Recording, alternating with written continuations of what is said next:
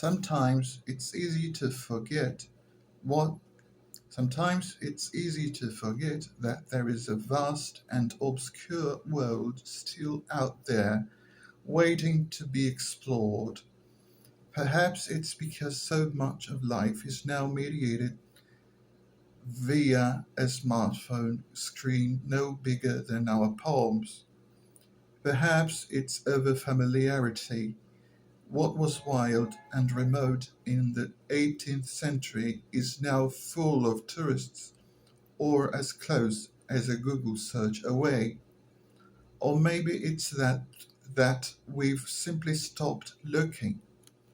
After all, the present moment is already overwhelming enough through information overload, accelerating technologies, injustice, climate change, and more.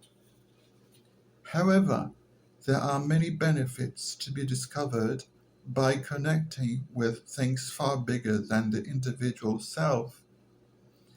That's why over the coming months, BBC Future will be exploring sublime experience in all its forms in a new series called Immensities. Through stories from the worlds of science, philosophy, psychology, and history, our goal is to reinvigorate the meaning of the sublime and reveal how to see the world with fresh eyes. Nature at its grandest, and the human world at its most awe-inspiring.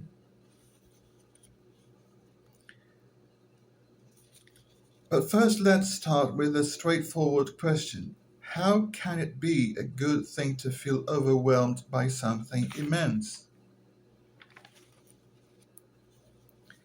When the poet William Wordsworth was a boy, he stole a boat in England's Lake District. As he rowed out into the water, proud of his mischief and skill, a huge peak up, upreared its head. A huge peak upreared its head. A huge peak upreared its head. Upreared or upreared? No, see. Frightened, it felt as if the mountain was chasing him. Growing still growing still in stature, the grim shape towered up between me and the stars with a purpose of its own. He rushed back to shore and felt troubled for days.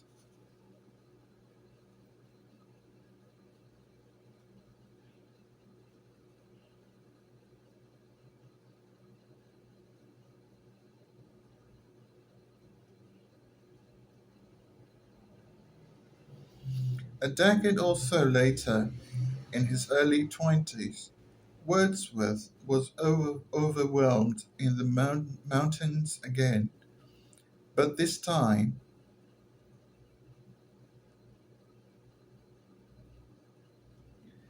it was more complex than boyhood fear, as he describes in his autobiographical poem, The Prelude.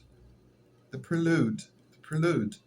It was in the early hours of the morning when the moon's light revealed an awe-inspiring view on the slopes of Snowdon. He and a friend had decided to climb to the summit in the hope of seeing the sunrise. Instead, they saw an uncommon meteorological phenomenon called a temperature inversion, during which a hiker can walk above the clouds.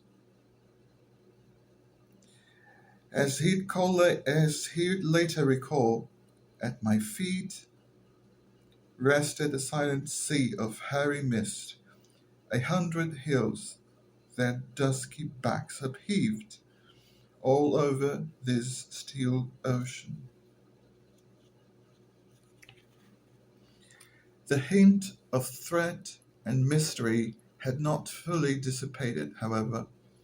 In the dark gaps between the cloud, he observed a fixed, abysmal, gloomy, breathtaking place through which he could hear the distant power of nature, the roar of water, torrents, streams, innumerable roaring with one voice. Seeing and hearing this, he reflected on the human intellect's ability to approach something far bigger than the self.